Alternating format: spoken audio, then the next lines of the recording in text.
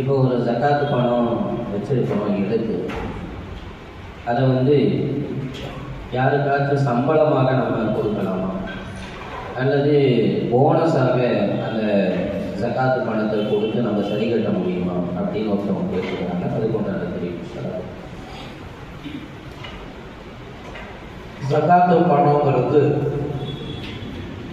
எந்த விதமான எதிர்பார்ப்பும் இல்லாமல் யாரிடத்திலையும் வேலை வாங்காமல் அல்லாஹ்வுக்காக வேண்டி அவனுடைய கடமையை நிறைவேற்றக்கூடிய ஒரு இபாதத்.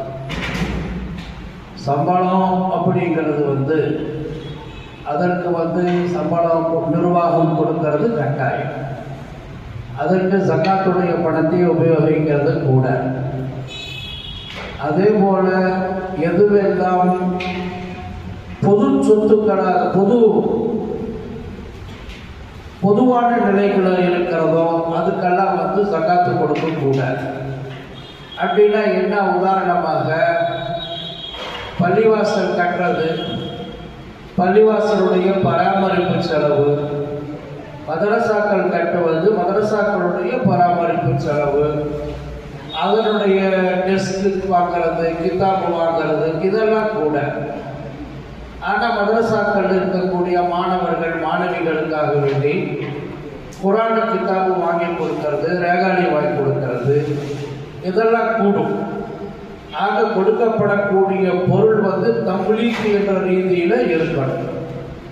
இப்போ திருத்தவர்கள் கேட்ட கேள்வி என்னன்னு பார்த்தீங்கன்னாக்க, என்னுடைய நிர்வாகம் எனக்கு சம்பளம் கொடுக்க வேண்டிய கட்டாயம் இருக்கும் பொழுது வேற ஒருவர் ஜக்காத்து பணமாக கொடுத்ததை சம்பளங்கிற பேரில் கொடுக்கலாமான்னு அப்படின்னு கேட்குறாங்க. அது கூடாது.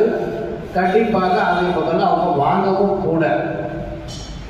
நான் ஒரு இடத்துல தராவி தொழுவல் செய்வேன், ஊருக்கார சொல்லக்கூடாது. எனக்கு மேல் வருமானமே ஒன்றுமே வரல.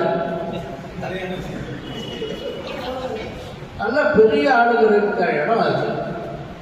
அப்புறம் என்னன்னு பார்த்தீங்கன்னாக்க, அந்த பள்ளிவாசல் கொஞ்சம் இந்த தெருவில் அந்த தெரு ஒரு வாரத்தில் எனக்கு ரூம் கொடுத்துருந்தாங்க. இந்த பள்ளிவாசல் இருக்கிற ரூமில் கணக்குள்ள உட்காந்து இருப்பார். வர்றவங்க ஏங்க ஆப்ஸா எங்கீங்கன்னு கேட்பான். என்ன விஷயங்க? இல்லை ஆப்ஸாவை கவனிக்கிறதுக்காக வந்தேன். அப்படியா? அந்த பணத்தை என்கிட்ட கொடுங்க, நாங்கள் கொடுத்தோம். இப்படியே செஞ்சாங்க கடைசி வரை. அப்புறம் தான் எனக்கு தெரிஞ்சது இந்த மாதிரியெல்லாம் இதெல்லாம் பின்னலாட்டம். இதை இந்த மாதிரி செய்வது கூட. சம்பளம் அப்படின்னு ஒருத்தருக்கு நம்ம பேசிட்டோம்னு சொன்னால் அதை நம்முடைய ஜக்காத்து அல்லாத பணத்திலிருந்து தான் கொடுக்கணுமே தவிர ஜக்காத்தில் இருந்து கொடுக்கறதுங்கிறது கூடாது. போனஸும் அதே மாதிரி தான்.